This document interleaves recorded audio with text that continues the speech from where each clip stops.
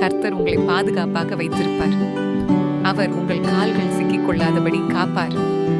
இன்றைய நம்பிக்கையின் வார்த்தை: கர்த்தர் உன் நம்பிக்கையாயிருந்து உன் கால் சிக்கிக் கொள்ளாதபடி காப்பார்.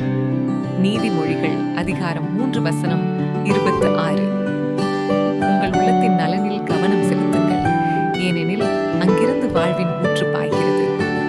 நீதிமொழிகள் அதிகாரம் 4:23. உடல் ஆரோக்கியத்தை விட மன ஆரோக்கியம் மிகவும் முக்கியமானது. எனவே உங்கள் இதயத்தின் விருப்பங்களுக்கு காத்துக் கொள்ளுங்கள், ஏனென்றால் அவை நீங்கள் யார் என்பதை வடிவமைக்கின்றன.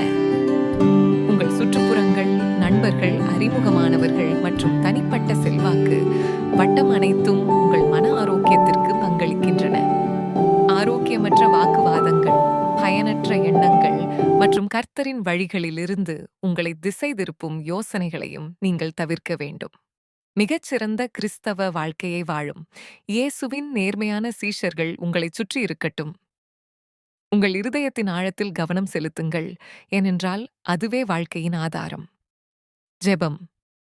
கர்த்தராகிய இயேசுவே, வாழ்வின் ஊற்றுக்கண்ணாக இருக்க எனக்கு உதவி செய்யும். ஆமேன்.